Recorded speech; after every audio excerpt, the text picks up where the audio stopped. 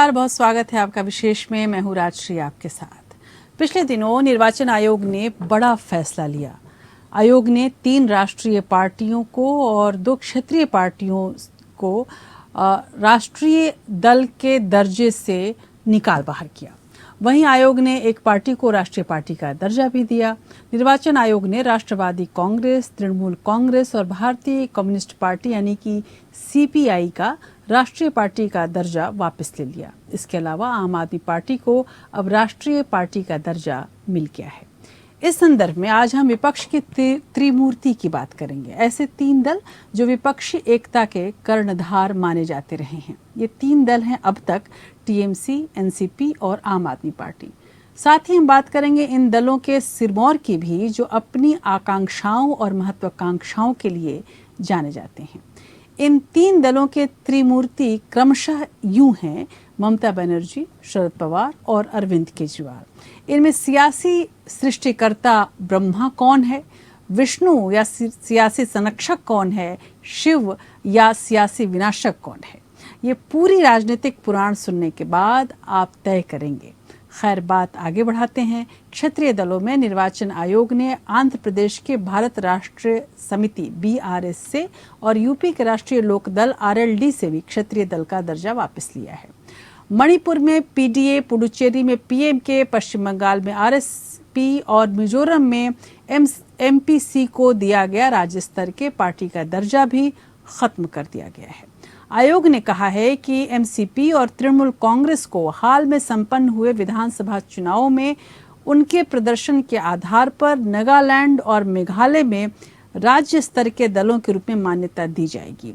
राष्ट्रीय दल का दर्जा छीन जाने के मायने क्या हैं और अब ईवीएम या बैलेट पेपर पर शुरुआत में जो पार्टी का चुनाव चिन्ह नहीं दिखाई देगा, इससे नुकसान क्या होगा, ये सब कुछ हम बताएंगे आपको। वहीं चुनाव आयोग की बैठक में अब अगर हम राष्ट्रीय दल के दर्जे के छीनने की बात करें तो यूं होगा कि चुनाव आयोग का जो बैठक होगा उसमें इन दलों को भी नहीं बुलाया जाएगा। इसके साथ ही इन दलों के राजनीतिक फंडिंग पर भी असर पड़ेगा। दूरदर्शन और आकाशवाणी पर मिलने वाला टाइम स्लॉट छिन जाएगा। इसके साथ ही राज्यों में चुनाव लड़ने के लिए अलग अलग सिंबल लेना होगा। वैसे तो चुनाव आयोग ही मान्यता प्राप्त राष्ट्रीय और राज्य राजनीतिक दलों के स्टेटस की समीक्षा करता है कि जो सिंबल ऑर्डर 1968 के तहत एक सतत प्रक्रिया है। साल 2019 में अब तक चुनाव आयोग ने 16 राजनीतिक दलों के स्टेटस को अपग्रेड किया है और 9 राष्ट्रीय और राज्य स्तरीय राजनीतिक दलों के वर्तमान स्थिति या उसके स्टेटस को वापस ले चुका है। तो क्या इस बार की कार्रवाई को भी चुनाव आयोग की प्रक्रिया का ही हिस्सा माना जाए या फिर इसके कुछ राजनीतिक मायने हैं? वैसे जिन दलों से ये दर्जा छीना गया है वो इसे सियासी चाल मान रहे हैं। आज के विशेष में हम राष्ट्रीय पार्टी का ताज पहनने के नियम कायदे और बेताज होने के कायदे कानून और सियासत को समझेंगे। साथ में हम ये भी जानेंगे कि चुनाव आयोग की इस कार्रवाई से विपक्षी एकता पर क्या क्या असर पड़ सकता है। तो चलिए शुरू करते हैं आज का विशेष विपक्ष की त्रिमूर्ति।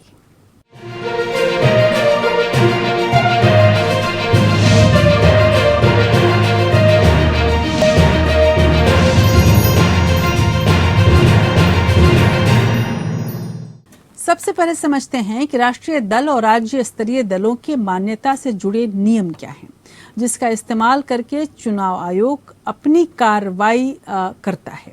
एक राष्ट्रीय पार्टी बनने के लिए कई तरह की श्रेणियां रखी गई हैं, जिसमें पहली तो ये है कि किसी भी पार्टी की कम से कम 3 राज्यों में लगभग 11 लोकसभा सीटें होनी चाहिए। इसके अलावा एक कैटेगरी ये भी है कि अगर कोई पार्टी 4 राज्यों में राज्य पार्टी की कैटेगरी में शामिल हो जाती है तो उसे भी राष्ट्रीय दल का मान लिया जाता है।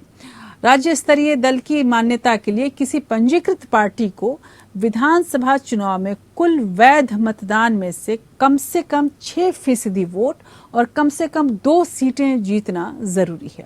अगर उसका वोट प्रतिशत 6 से कम है तो सीटों की संख्या 3 होनी चाहिए। इसके अलावा लोकसभा चुनाव में पार्टी को अगर 6% वोट और 1 सीट मिले तब भी वह राज्य स्तरीय दल बन सकता है। आइए विस्तार से समझते हैं कि राष्ट्रीय पार्टी और राज्य स्तरीय पार्टी बनने के क्या कायदे कानून हैं। एनसीपी, टीएमसी, सीपीआई पर गिरी गाज।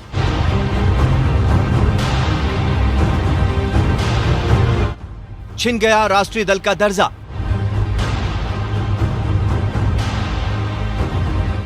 आपकी राष्ट्रीय पार्टी की ताजपोशी।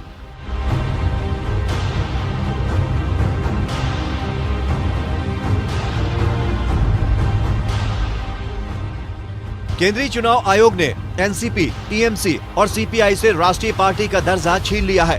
वहीं आम आदमी पार्टी को अब राष्ट्रीय पार्टी के तौर पर जाना जाएगा। आयोग ने पार्टियों के पिछले चुनावों में प्रदर्शन को देखकर ये फैसला लिया है।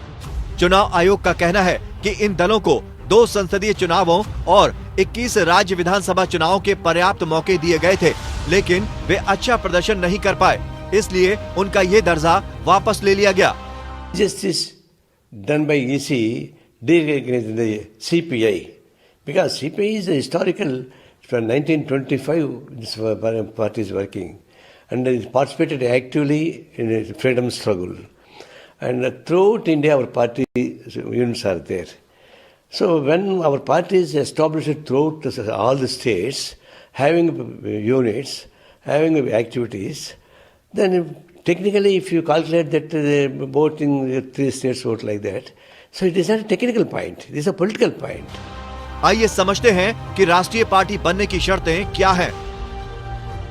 पार्टी 3 राज्यों के लोकसभा चुनाव में 2% सीटें जीते।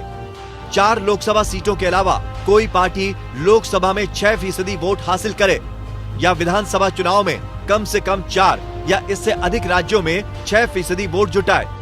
पार्टी 4 या इससे अधिक राज्यों में क्षेत्रीय पार्टी के रूप में मान्यता रखे। इन शर्तों में जो पार्टी एक भी शर्त पूरी करती है तो उसे राष्ट्रीय पार्टी का दर्जा मिल जाता है। आइए जानते हैं राष्ट्रीय पार्टी मान्यता प्राप्त होने के फायदे।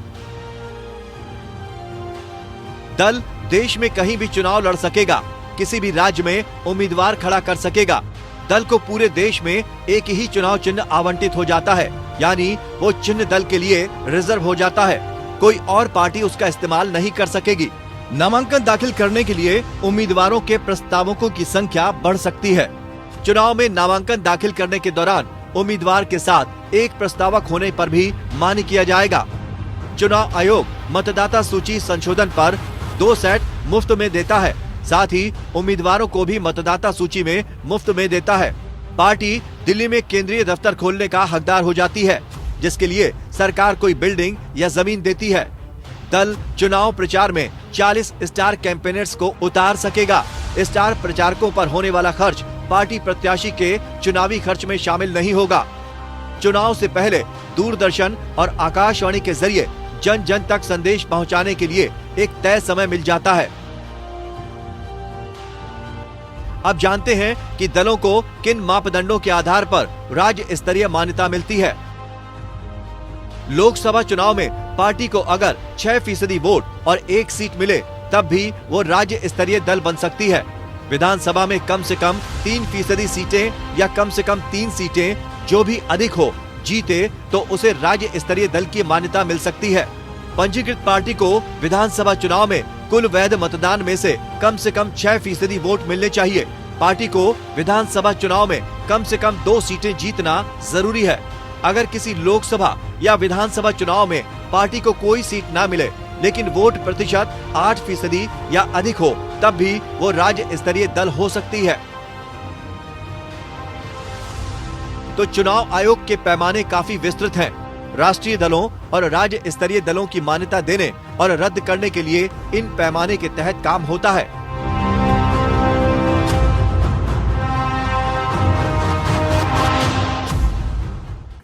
चुनाव आयोग ने एनसीपी, सीपीआई और टीएमसी से उनकी राष्ट्रीय पार्टी का दर्जा छीन लिया है और ऐसे में इन दलों के नेताओं के लुटियन संपत्ति का क्या होगा, इस पर भी सबकी नजर है। सीपीआई को अजय भवन रखने का अधिकार मिलेगा या नहीं, जहां उसका केंद्रीय कार्यालय है। वहीं शरद पवार की एनसीपी को भी अपना पार्टी कार्यालय चलाने के लिए आवंटित एक कैनिंग रोड बंगला खाली कराना होगा। वहीं संपदा निदेशालय ने अभी तक सीपीआई और एनसीपी को बंगले खाली करने के लिए कोई नोटिस नहीं भेजा है। तो इसको किस तरह से लिया जाए, ये आने वाले सियासी हलचलों से हम पता लगा पाएंगे। लेकिन फिलहाल विपक्षी एकता की अगर हम बात करें तो विपक्षी एकता के पहले त्रिदेव जो चुनाव आयोग की कार्रवाई में सुरक्षित और बेहतर निकले हैं वह हैं आम आदमी पार्टी के राष्ट्रीय संयोजक अरविंद केजरीवाल। आम आदमी पार्टी के लिए 10 अप्रैल का दिन खुशियां लेकर आया। उनकी पार्टी को बड़ी सफलता मिली। चुनाव आयोग ने आप को एक राष्ट्रीय पार्टी के रूप में मान्यता दे दी। आयोग के मुताबिक आपको 4 राज्यों यानी कि दिल्ली, गोवा, पंजाब और गुजरात में उसके चुनावी प्रदर्शन के आधार पर एक राष्ट्रीय पार्टी के रूप में दर्जा दिया गया है। आपके पास नेशनल पार्टी बनने के लिए उसे 4 राज्यों के विधानसभा चुनाव में कम से कम 6% वोट लेने थे, जो उसने आराम से हासिल किए। ऐसे में अरविंद केजरीवाल की आम आदमी पार्टी जोश से भरी हुई है और राष्ट्रीय स्तर पर अपने पैर पसारना शुरू कर चुकी है। दिल्ली के बाद पंजाब की सत्ता पर काबिज आम आदमी पार्टी है। गुजरात से लेकर दक्षिण तक अपना सियासी आधार लगातार बढ़ाने में लगी हुई है। ऐसे में 2024 के चुनाव में केजरीवाल एक बड़ी ताकत के रूप में सबके सामने उभर रहे हैं। गौर करने की बात यह है कि देश में करीब 1300 राजनीतिक दल हैं, जिनमें से केवल 6 को राष्ट्रीय पार्टी का दर्जा प्राप्त है और सिर्फ 3 दलों की एक से अधिक राज्यों में सरकारें हैं। ये पार्टी हैं बीजेपी, कांग्रेस और आप। आइए पहले समझते हैं आप कैसे राष्ट्रीय पार्टी बनी। आप बनी राष्ट्रीय पार्टी। 4 राज्यों में बेहतर चुनावी प्रदर्शन। 4 राज्यों के विधानसभा चुनाव में 6% वोट। विपक्षी एकता त्रिमूर्ति के पहले त्रिदेव केजरीवाल।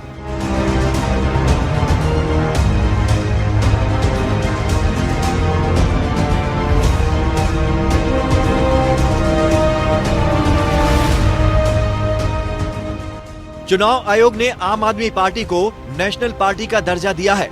नेशनल पार्टी के लिए आपको गुजरात या हिमाचल में 6% से ज्यादा वोट शेयर पाने की जरूरत थी।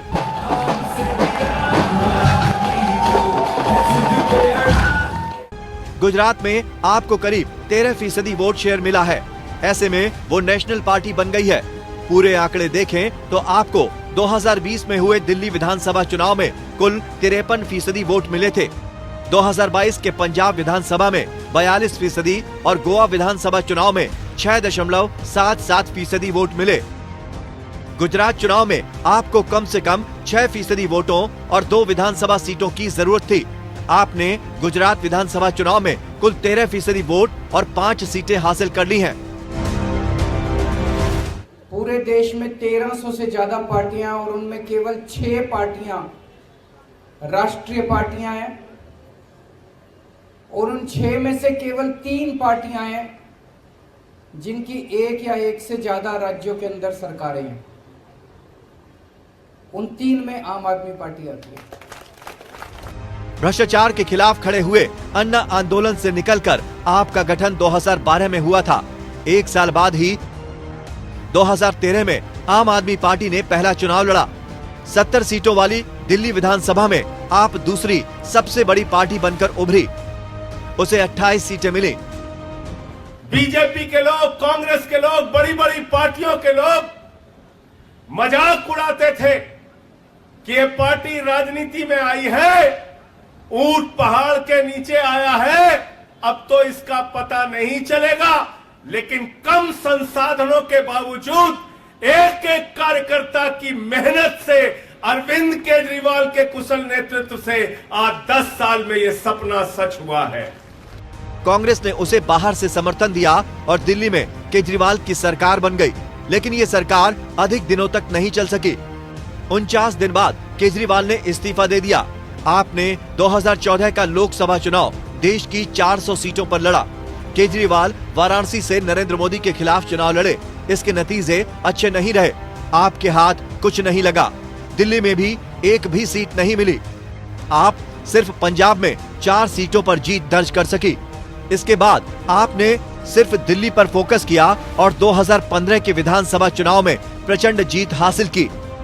आपको 70 में से 67 सीटें मिली। 2019 के लोकसभा चुनाव में आम आदमी पार्टी को झटका लगा। बीजेपी ने फिर से दिल्ली की 7 लोकसभा सीटें जीत ली। 2020 में दिल्ली विधानसभा के चुनाव हुए और 70 में से 70 सीटें जीत ली। मार्च 2022 में हुए पंजाब विधानसभा चुनाव में आम आदमी पार्टी ने सरकार बनाई। पंजाब में आम आदमी पार्टी ने 77 सीटें जीती। वहीं 2017 के पंजाब विधानसभा चुनाव में आपने 117 में से 112 सीटों पर चुनाव लड़ा। कुल मतों के 23.72% के साथ 20 सीटों पर जीत हासिल की। आज आम आदमी पार्टी की 2 राज्यों में सरकार है। राष्ट्रीय पार्टी का तमगा मिलने के बाद अब आपके देशव्यापी पुरजोर विस्तार की बारी है।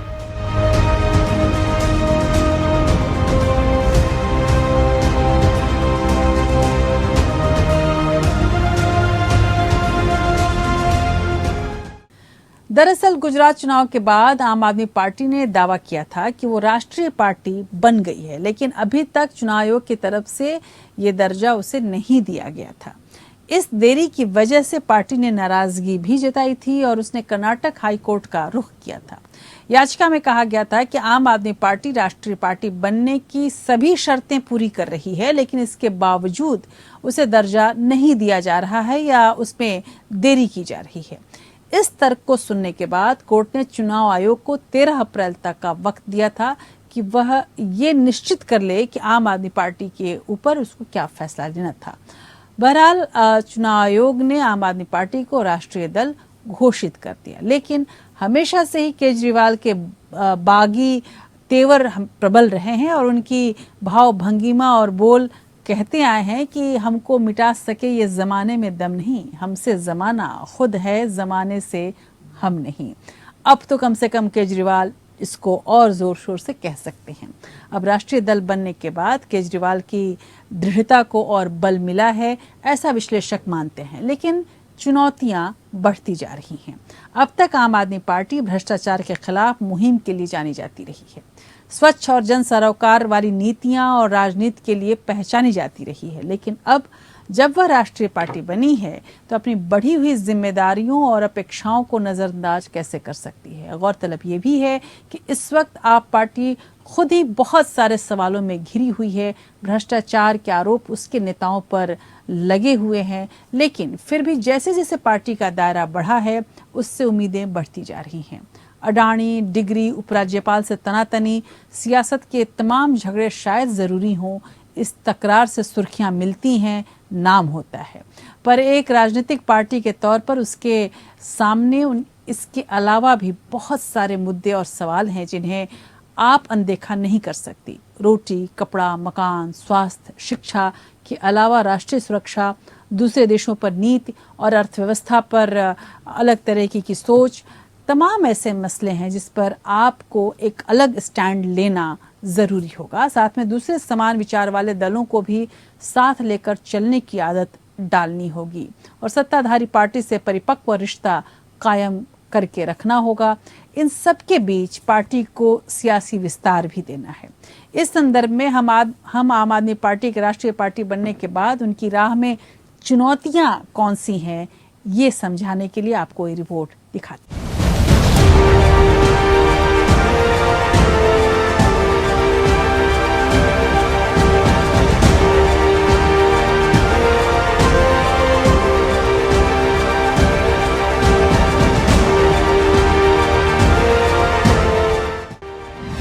आपके विस्तार की चुनौतियां, केजरीवाल की मुश्किलें बढ़ी, सिसोदिया गिरफ्तार, केजरीवाल पर तलवार, कैसे बढ़ेगी आप?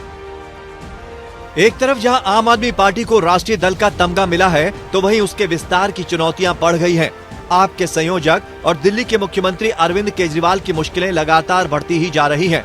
सत्येंद्र जैन के बाद अब दिल्ली में आपके प्रमुख चेहरे मनीष सिसोदिया की गिरफ्तारी ने केजरीवाल के लिए नई मुश्किलें पैदा कर दी हैं। सिसोदिया के घर पे रेड मारी, कुछ नहीं मिला। बोले मनीष सिसोदिया 100 करोड़ खा गया, कभी कहते हैं 1000 करोड़ खा गया। अरे मनीष सिसोदिया ने 100,000 करोड़ खाए होते तो करोड़ 2 करोड़ उसके घर में मिलने चाहिए थे कि नहीं मिलने चाहिए थे? सिसोदिया और सत्येंद्र जैन दोनों ने मंत्री पद से इस्तीफा दे दिया है और बीजेपी इसे बड़ी जीत बता रही है। दिल्ली में केजरीवाल के सामने बढ़ती चुनौतियों के कारण आपकी विस्तार योजनाओं पर भी ग्रहण लग सकता है। कई राज्यों में होने वाले विधानसभा चुनाव के मद्देनजर भी केजरीवाल की चुनौतियां काफी बढ़ गई हैं। इस साल देश के कई राज्यों में विधानसभा चुनाव होने हैं और ऐसे में केजरीवाल अन्य राज्यों में पार्टी की दमदार उपस्थिति दर्ज कराने की कोशिशों में जुटे हैं। आने वाले दिनों में उन्हें कई राज्यों का दौरा करना है, मगर अब उनके लिए नई मुश्किलें पैदा हो गई हैं कि दिल्ली बचाएं या अन्य राज्यों में आम आदमी पार्टी के विस्तार पर ध्यान दें। केजरीवाल के सामने अब सबसे बड़ी दिक्कत दिल्ली सरकार के कामकाज को व्यवस्थित करना है। पूरा का पूरा मामला फर्जी है, केवल राजनीति की वजह से उन्हें गिरफ्तार किया गया है। अगर उनके मामले में 1% की भी सच्चाई होती तो मैं खुद ही कब का उनके खिलाफ सख्त एक्शन ले चुका होता। मनीष सिसोदिया ने दिल्ली सरकार में 18 विभागों की जिम्मेदारी संभाल रखी थी। केजरीवाल ने अब इन विभागों की जिम्मेदारियां दूसरे मंत्रियों को सौंप दी है, मगर इन मंत्रियों की कुशलता की परीक्षा अभी बाकी है। आपके विस्तार प्लान में कई पेच हैं। शहरी मध्य वर्ग और निम्न मध्य वर्ग से आगे बढ़कर किसान, दलित, आदिवासी, मजदूर और गरीबों के मुद्दे को अपने राजनीतिक कार्यक्रम का हिस्सा बनाने की चुनौती। आपका झगड़े की राजनीति से बाहर निकलकर सुशासन की राह पकड़ना। नेतृत्व और सांगठनिक संरचना का सवाल। अभी तक पूरी पार्टी अरविंद केजरीवाल केंद्रित है।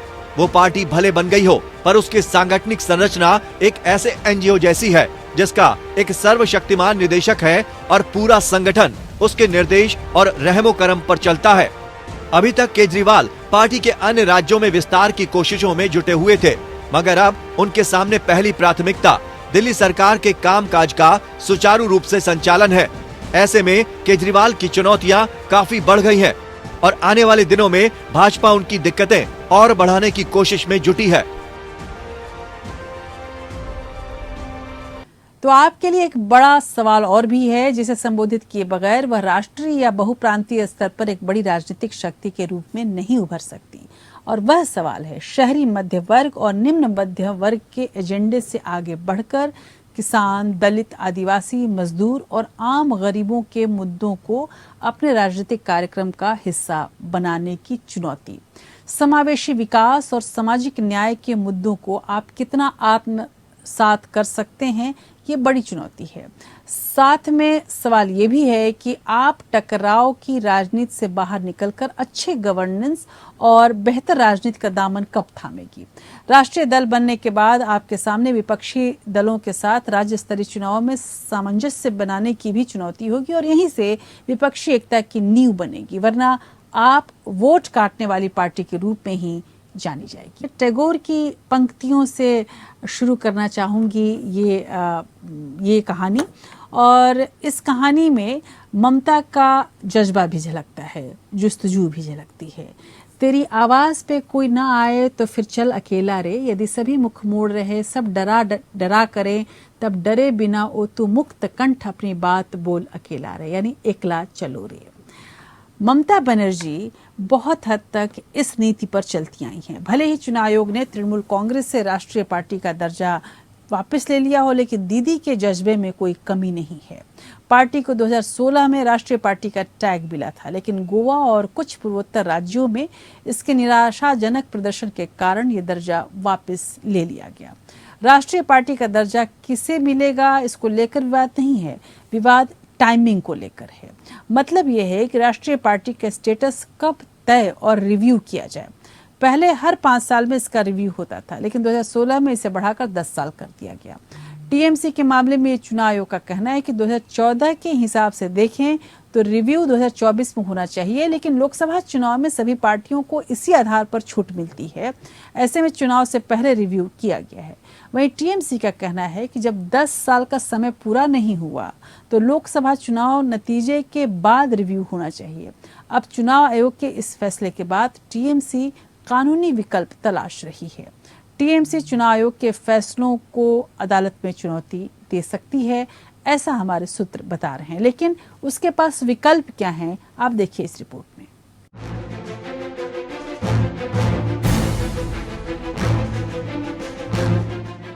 टीएमसी को चुनाव आयोग से झटका, टीएमसी से छिना राष्ट्रीय दल का दर्जा। चुनाव आयोग के निर्णय को टीएमसी की चुनौती, अदालत में लड़ी जाएगी जंग। राष्ट्रीय दल का दर्जा छिनने के बाद टीएमसी के तेवर तल्ख हो गए हैं। तृणमूल कांग्रेस ने निर्वाचन आयोग की निष्पक्षता पर सवाल उठाया है। टीएमसी ने चुनाव आयोग से सीधे सीधे पूछा है कि निर्धारित नियमों को किन किन दलों ने पूरा किया है। ममता बनर्जी के नेतृत्व वाली पार्टी अब निर्वाचन आयोग के फैसले को चुनौती देने के लिए कानूनी विकल्प भी तलाश रही है। ममता बनर्जी चुनाव आयोग के इस फैसले को जल्द ही कोर्ट में चुनौती दे सकती हैं।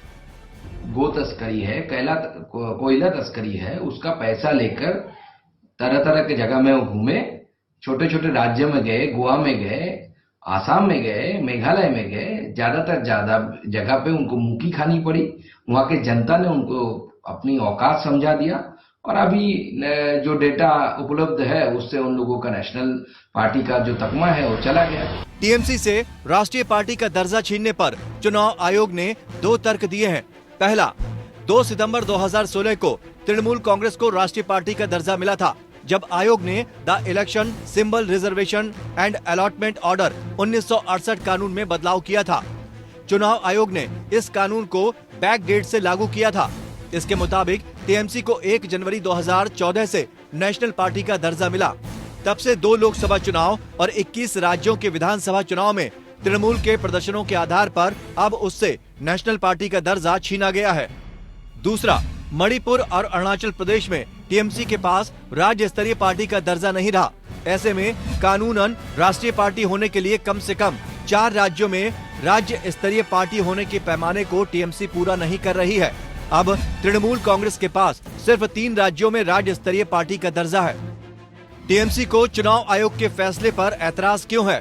तृणमूल कांग्रेस के विरोध का आधार ये है कि 2016 में कानून बदला गया है और इसी समय टीएमसी को राष्ट्रीय पार्टी का दर्जा मिला।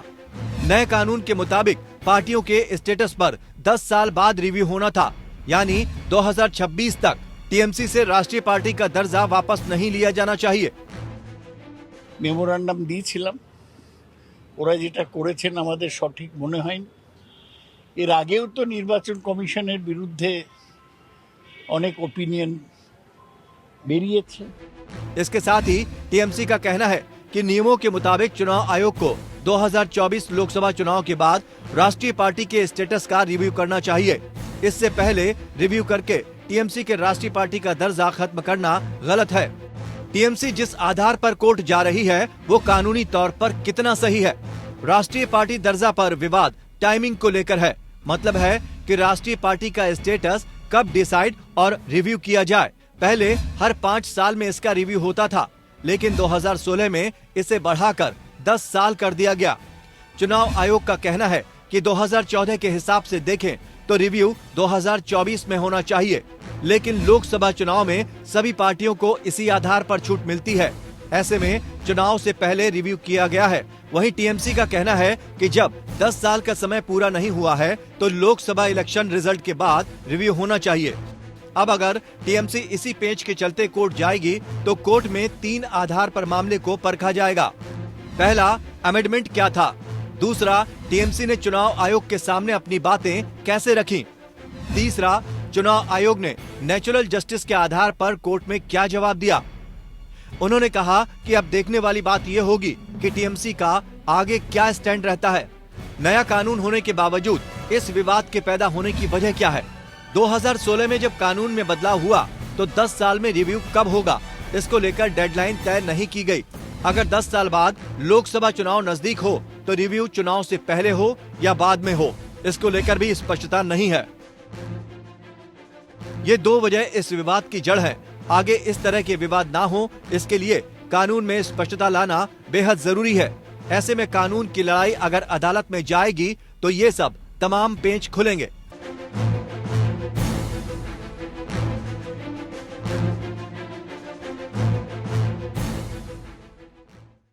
यूं ये पहली बार नहीं है कि किसी राजनीतिक दल ने चुनाव आयोग के फैसले के खिलाफ अदालत में शिकायत करने का मन बनाया है। महाराष्ट्र राजनीतिक संकट से जुड़े एक घटनाक्रम में जब चुनाव आयोग ने एकनाथ शिंदे गुट को आधिकारिक शिवसेना के रूप में मान्यता दे दी, तब उद्धव ठाकरे गुट ने चुनाव आयोग के फैसले को चुनौती देते हुए सुप्रीम कोर्ट में याचिका दाखिल कर रखी है। उधर विस्तार से अगर हम त्रिमूर्ति की बात करें तो ममता बनर्जी की बात आती है। अरविंद केजरीवाल की कहानी हमने आपके सामने रखी। बंगाल की राजनीति में अपने दम पर लेफ्ट का किला ध्वस्त कर लेने वाली ये महिला सियासी बदलाव में यकीन रखती है और ममता बनर्जी इस समय देश की इकलौती महिला मुख्यमंत्री हैं। दीदी विपक्षी एकता की एक धुरी भी रही हैं और अब जब आम चुनाव में साल भर का वक्त बचा है, इस बीच देश में राजनीतिक गहमा गहमी बेहद तेज है। विपक्षी दलों में भी एकता की कोशिशें लगातार हो रही हैं, जिसमें ममता बनर्जी की टीएमसी की भूमिका अहम होने वाली है। ऐसे समय में चुनाव आयोग के इस फैसले ने तृणमूल कांग्रेस को थोड़ी निराशा तो जरूर दे चुकी है, लेकिन विपक्षी एकता को लेकर अभी कई सवाल और भी हैं। ऐसे में विपक्षी एकता के लिए क्या फॉर्मूला हो? अगर इन पार्टियों के बीच कोई गठबंधन होता है तो उसका नेतृत्व कौन करेगा? राष्ट्रीय पार्टी का दर्जा छीनने के बाद टीएमसी की आगे की रणनीति क्या होगी? आइए समझते हैं इस पूरे ताने बाने को।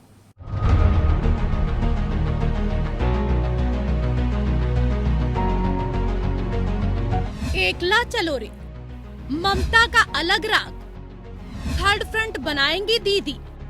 क्या है ममता की रणनीति? लोकसभा चुनाव 2024 के पहले तृणमूल कांग्रेस से राष्ट्रीय पार्टी का दर्जा छीने जाने से तृणमूल कांग्रेस सुप्रीमो और पश्चिम बंगाल की मुख्यमंत्री ममता बनर्जी को करारा झटका लगा है। पश्चिम बंगाल विधानसभा चुनाव के बाद अन्य राज्यों में हुए चुनाव के दौरान तृणमूल कांग्रेस को अपने प्रदर्शन की कीमत चुकानी पड़ी है। जिस तरह से अन्य राज्यों के चुनावों में तृणमूल कांग्रेस को शिकस्त मिल रही थी, उससे यह लगभग प्रत्याशित था कि टीएमसी से राष्ट्रीय पार्टी का दर्जा छिन जाएगा। लोकसभा चुनाव के पहले दर्जा छिनने से ममता अन्य विपक्षी नेताओं से कहीं न कहीं सियासी सक्रियता में पिछड़ गई हैं। चुनाव आयोग के इस फैसले ने उनके नेतृत्व पर भी सवालिया निशान खड़े कर दिए हैं।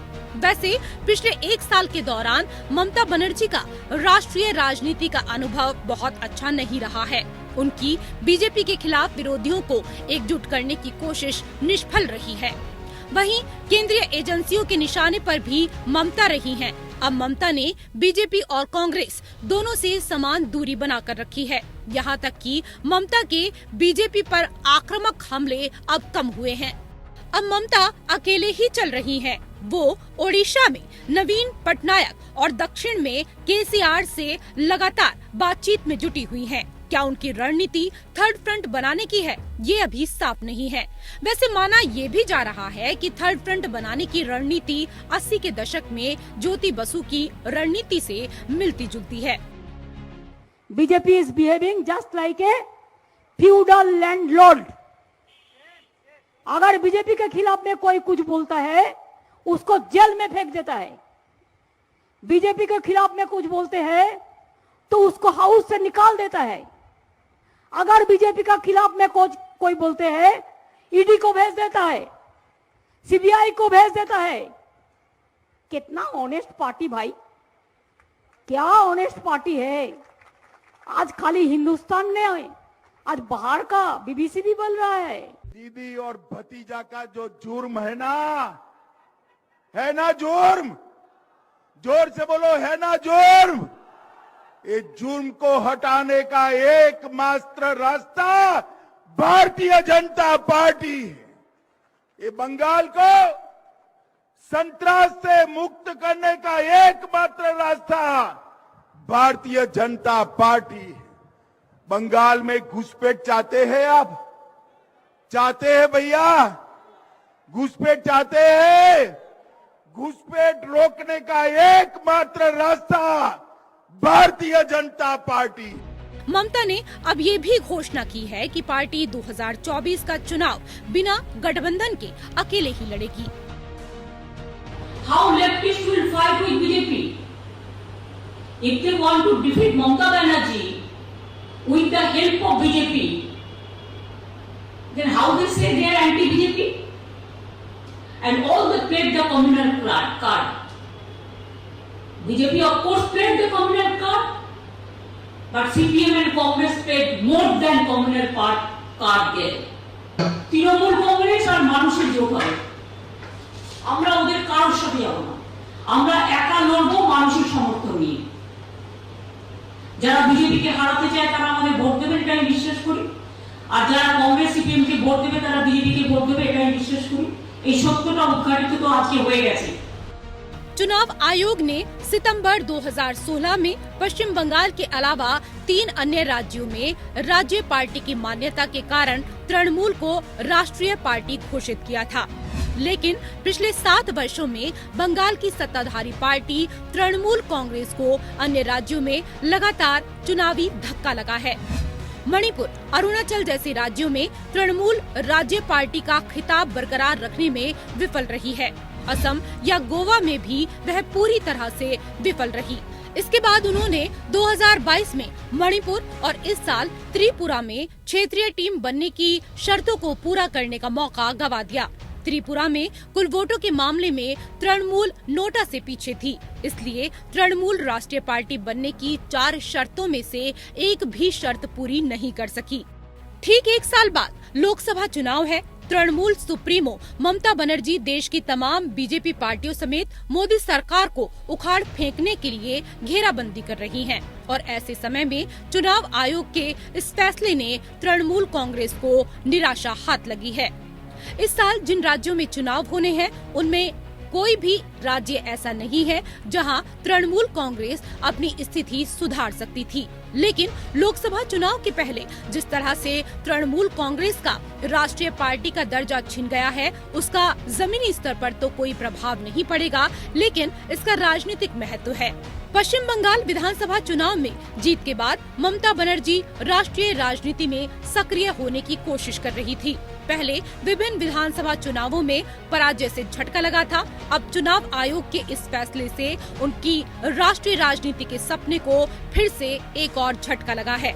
ऐसे में क्या दीदी का दम बरकरार रहेगा, ये देखना दिलचस्प होगा।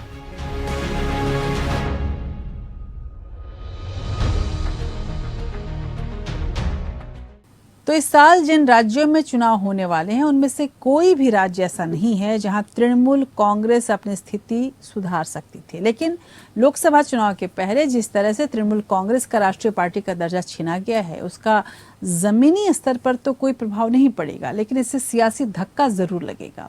पश्चिम बंगाल विधानसभा चुनाव में जीत के बाद ममता बनर्जी राष्ट्रीय राजनीति में सक्रिय होने की कोशिश कर रही थी। पहले विभिन्न विधानसभा चुनाव में पराजय से झटका लगा और फिर उन्होंने कांग्रेस से दूरी बनाई, बीजेपी पर नरमी दिखाई, इससे उनकी विश्वसनीयता को भी झटका लगा। अब चुनाव आयोग के इस फैसले से उनके राष्ट्रीय राजनीति के सपने को फिर से एक और तगड़ा झटका लग गया है। ऐसे में क्या ममता महज क्षेत्रीय नेता बनकर रह जाएंगी या अरमानों के पंख उन्हें राष्ट्रीय पटल पर उड़ान फिर लगाने को मजबूर कर पाएंगे, ये देखना दिलचस्प होगा। लेकिन सबसे ज्यादा दिलचस्प तो एनसीपी खेमे में है, जहां रोज नई घटनाएं घट रही हैं। जिस तीसरी राजनीतिक दल से राष्ट्रीय पार्टी का दर्जा छीना गया है वो शरद पवार की राष्ट्रवादी कांग्रेस पार्टी यानी कि एनसीपी है। विपक्षी एकता के तीसरे त्रिदेव या त्रिमूर्ति हैं शरद पवार। कहा जाता है कि पवार पॉलिटिक्स को समझना आसान नहीं है। पलक झपकते ही पाला बदलने वाले पवार ने अपनी सियासी करियर में ज्यादातर प्रॉक्सी पॉलिटिक्स ही की है। हाल में जिस तरह से भतीजे अजीत पवार के दांव पेंच देखे जा रहे हैं उसमें पावर तो है ही, पवार की भी जो ब्रांड ऑफ पॉलिटिक्स की झलक है वो भी दिखाई देती है। याद कीजिए कि किस तरह से पिछले दिनों अदानी समूह को लाभ पहुंचाने के मुद्दे पर पवार का नरम गरम रवैया रहा, यू टर्न रहा और इससे कांग्रेस और विपक्ष सभी चौंक गए थे। राजनीतिक लोहा कब गर्म है और कब उस पर चोट पहुंचानी है, पवार इस विद्या के पंडित माने जाते हैं। उन्होंने विपक्षी एकता के बागडोर को तो संभाली हमेशा ही, लेकिन मिक्स सिग्नल देते रहे। महाराष्ट्र में पवार के लिए अभी खोने को बहुत कुछ नहीं है, लिहाजा पवार केंद्रीय विपक्षी राजनीति की धुरी बनाने की कोशिश भी कर रहे हैं। वह ये भी अप्रत्यक्ष संदेश दे रहे हैं कि राहुल की अगुवाई में मोदी को चुनौती नहीं दी जा सकती। इसलिए विपक्ष को चाहिए कि उसे उन्हें नेता मान लिया जाए और ऐसे में एनसीपी ने राष्ट्रीय दल दर्जा छीनना पर पवार के उम्मीदों के लिए बड़ा झटका होगा। हालांकि इसे आंकने की जरूरत है और क्योंकि जैसा कि मैंने आपको बताया कि पवार की पॉलिटिक्स को समझना थोड़ा सा पेचीदा है। देखिए इस रिपोर्ट में पवार की पॉलिटिक्स और चुनाव आयोग की ये नई चाल। विपक्षी एकता के तीसरे त्रिदेव शरद पवार। पवार पॉलिटिक्स को समझना मुश्किल, पवार के दांव का काट नहीं। कांग्रेस को काउंटर क्यों कर रहे हैं पवार? कर्नाटक चुनाव में पवार ने ठोकी ताल।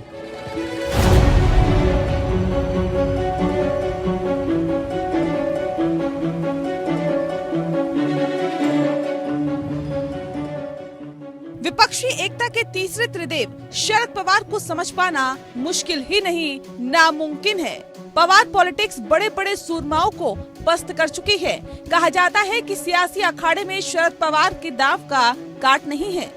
कभी अपने साथियों को कभी अपने विरोधियों को चौंकाना शरद पवार की फितरत है। अदानी समूह को लाभ पहुंचाने के जिस मुद्दे पर कांग्रेस के पूर्व अध्यक्ष राहुल गांधी लगातार केंद्र सरकार पर निशाना साध रहे हैं, उसके शरद पवार ने हवा निकाल दी। उन्होंने अदानी मुद्दे पर जेपीसी जांच की विपक्षी दलों की मांग को एक तरह से खारिज कर दिया।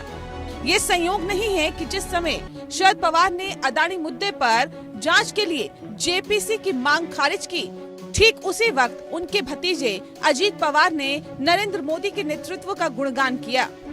उद्याच्याला जी व्यक्ती 9 वर्ष ह्या देशाचे पंतप्रधान म्हणून काम करते, त्यांच्या नावावर 2014 साली जो पक्ष एकेकाळी फक्त 2 खासदारांचा पक्ष होता, तो सर्व दूरपर्यंत पोहोचला आणि पूर्ण बहुमताने निवडून आला। हा करिश्मा मोदी साहेबांचाच आहे की नाही? त्याही काळामध्ये कुणी असं निवडून आल्यानंतर वेगवेगळ्या प्रकारचं वक्तव्य केले जातात, परंतु ते पॉप्युलर झाले त्यांच्या नावाखालीच वेगवेगळी राज्य निवडून आलेले आपण पाहिलं की नाही? शरद पवार एक चतुर राजनेता माने जाते हैं। ये मानने का कोई कारण नहीं है कि पवार को ये पता नहीं होगा कि जेपीसी की मांग को नकारना एक तरह से कांग्रेसी अभियान को नाकाम करने जैसा ही होगा। कंपोजिशन में समझो 31 सदस्य की जेपीसी हो तो इसमें 15 लोग रूलिंग पार्टी के रहेंगे और 5 या 6 लोग अपोजिशन के रहेंगे। तो जहाँ ओवरवेलमिंग मेजॉरिटी रूलिंग पार्टी की है, वहाँ देश के सामने सच्चाई क्या है वो कहाँ तक आएगी, इस बारे में कोई भी आसन का फायदा कर सकता है। वे जब भी महाराष्ट्र में सत्ताधारी गठबंधन का हिस्सा रहे, रणनीतिक रूप से खुद की पार्टी को दूसरे नंबर पर रखते रहे। हालांकि मलाईदार मंत्रालय अपने पास रखते रहे। एकनाथ शिंदे की अगुवाई में शिवसेना के बड़े धड़े के अलग हो जाने के बाद उद्धव ठाकरे गुट वाली शिवसेना ताकतवर नहीं रह गई। कांग्रेस की स्थिति पहले से ही कमजोर है। पवार का डर स्वाभाविक है कि दोस्ती वाली नाव डूबी तो उनमें उनकी एनसीपी भी डूब सकती है। कांग्रेस को काउंटर क्यों कर रहे हैं पवार? कर्नाटक चुनाव में पवार ने ठोकी ताल। पवार ने इशारा कर दिया है कि राहुल की अगुवाई में मोदी को चुनौती नहीं दी जा सकती, इसीलिए विपक्ष को चाहिए कि उसे नेता मान ले। वैसे विपक्षी खेमे में पहले से ही ममता बनर्जी और नीतीश कुमार 2 और बड़े नाम हैं जो केंद्रीय राजनीति की धुरी बनना चाहते हैं, लेकिन दोनों की अपनी अपनी दिक्कतें हैं। ममता की पार्टी और उनका परिवार भ्रष्टाचार के आरोपों से जूझ रहा है, वहीं नीतीश कुमार का जनाधार लगातार सिकुड़ता जा रहा है। दिल्ली के शराब घोटाले की तार तेलंगाना तक पहुंच जाने की वजह से फिलहाल के चंद्रशेखर राव की महत्वाकांक्षा को भी ब्रेक लग गया है। शरद पवार इसी चुनौतीपूर्ण माहौल में अपने लिए नई राहत तलाशते दिख रहे हैं। एनसीपी का राष्ट्रीय दल का खोया दर्जा वापस लेने के लिए शरद पवार कर्नाटक में चुनावी ताल ठोकने वाले हैं। एनसीपी भी कर्नाटक में 40 से 45 सीटों पर लड़ने की प्लानिंग कर रही है। एनसीपी ने कर्नाटक विधानसभा चुनाव के लिए अलार्म घड़ी, चुनाव चिन्ह आवंटित करने के लिए इलेक्शन कमीशन को एक लेटर लिखा था, जिसे स्वीकार कर लिया गया।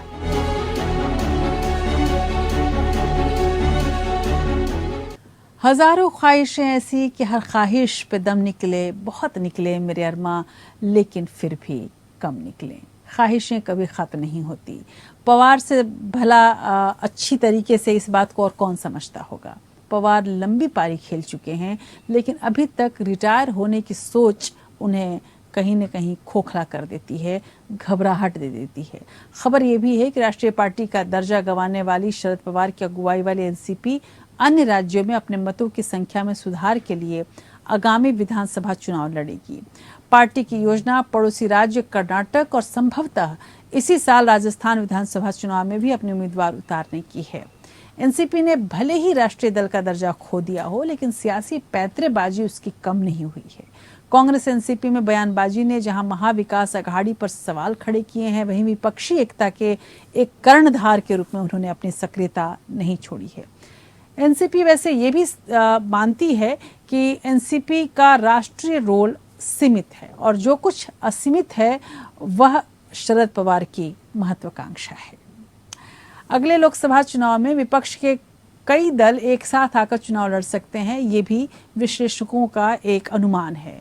पिछले दिनों राहुल गांधी, मल्लिकार्जुन खड़गे, नीतीश कुमार, तेजस्वी यादव, अरविंद केजरीवाल और शरद पवार की मौजूदगी ने दिल्ली में हलचल मचाई और इस यहाँ पर जब इन नेताओं के बीच एक बैठक हुई, उससे कहीं ज़्यादा हलचल मची।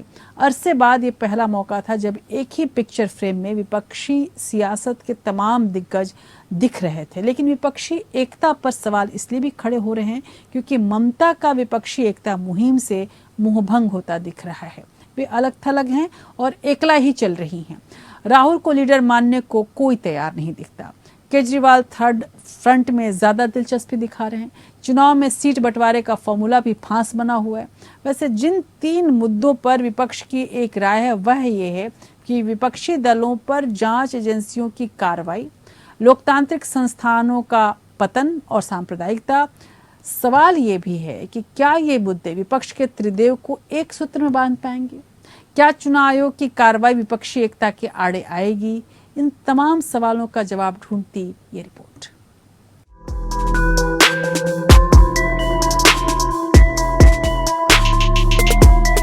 अचानक बेजान से दिख रहे विपक्ष को मानो जान मिल गई। सांस के लिए हाँफ रहे विपक्षी एकता को जैसे कोरोना का काट मार गया था और अचानक से ऑक्सीजन सिलेंडर का इंतजाम हो गया हो। ऐसा ही नजारा दिल्ली में दिखा।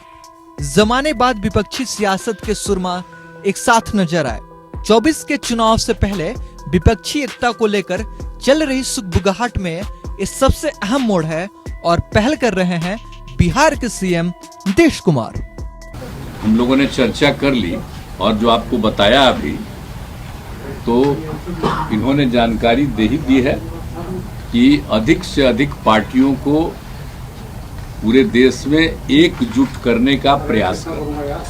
ये एक प्रोसेस है और ऑपोजिशन का जो देश के लिए विजन है उसको हम डेवलप करेंगे और जितनी भी पार्टियां हमारे साथ चलेंगी उनको हम सबको एक साथ लेकर जो देश में आइडियोलॉजिकल लड़ाई चल रही है, विचारधारा की लड़ाई चल रही है, उसको लड़ेंगे। सभी विपक्ष और सारा देश एक साथ आके इकट्ठा होके और केंद्र के अंदर सरकार बदले और ऐसी सरकार आनी चाहिए जो कि इस देश को विकास दे सके और इस देश के लोगों को उनकी समस्याओं से मुक्ति दे सके। विपक्षी एकता के आर्किटेक्ट की भूमिका में नीतीश सुबह से एक्टिव नजर आ रहे थे। मुलाकात का सिलसिला दोपहर से ही जारी था। नीतीश कुमार और उनके डिप्टी सीएम तेजस्वी यादव ने कांग्रेस नेता राहुल गांधी से मुलाकात की। मंत्रणा का दौर कांग्रेस अध्यक्ष मल्लिकार्जुन खड़गे के साथ भी चला। मीटिंग के बाद राहुल भी जोश में नजर आए। जोश हाई हुआ तो बयान भी बीजेपी सरकार की हाईकमान के खिलाफ गया। देश पर आक्रमण के खिलाफ लड़ाई की बात कही। नीतीश भी विपक्षी एकता का मंत्र जाप करते रहे। लेकिन मूल बात यह है कि यूपीए का संयोजक कौन बनेगा। तो फिलहाल विपक्ष के म्यूजिकल चेयर में सबसे तेज दौड़ नीतीश की दिख रही है। अब फाइनल तस्वीर क्या होगी? क्या अखिलेश और ममता का सपोर्ट मिलेगा? क्या केजरीवाल खुलकर साथ देंगे या फिर ये पहले से चल रही दिखावे की बैठकों की अगली कड़ी ही साबित होगा। इसका जवाब शायद आने वाले महीनों में ही मिल सके। तो ये थी विपक्षी एकता के त्रिदेव की कहानी, उनके दांव पेच, उनकी महत्वाकांक्षाओं और मजबूरियों की गाथा। चुनाव आयोग की कार्रवाई के बाद कई विपक्षी दलों के पर कतर दिए गए हैं। सियासत की ऊंची उड़ान वे अब कैसे करेंगे, ये देखना दिलचस्प होगा। आम आदमी पार्टी के ताजपोशी राष्ट्रीय दल के रूप में की गई है। ऐसे में माना यह भी जा रहा है कि कम से कम राज्य के विधानसभा चुनाव में त्रिकोणीय मुकाबले हो सकते हैं, क्योंकि आप अपना वजूद स्थापित करना चाहेगी और आपका बढ़ता हुआ वजूद कांग्रेस और अन्य क्षेत्रीय दलों के लिए संकट है।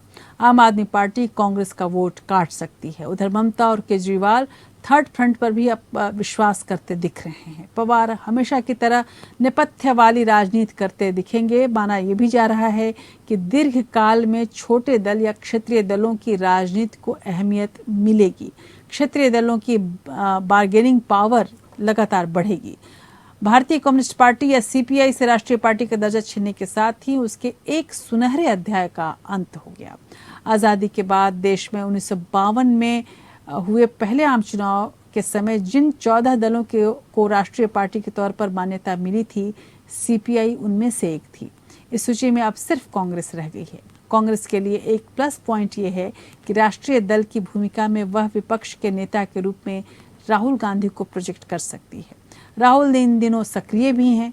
एक फांस जरूर है और वह है मानहानि की सजा, जो उनके लिए येलो कार्ड की तरह है, जो कि फुटबॉल में किसी खिलाड़ी को खेल के मैदान से बाहर कर देता है।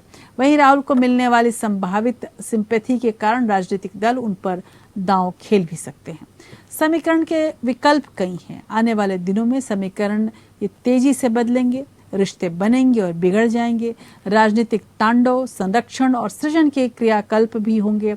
इनमें विपक्ष के त्रिमूर्ति कैसे लौकिक संरचना करेगी, इस मायावी खेल पर सभी की नजर रहेगी। तो आज विशेष में इतना ही। अगले हफ्ते आपके सामने एक और विशेष के साथ आऊंगी। नमस्ते।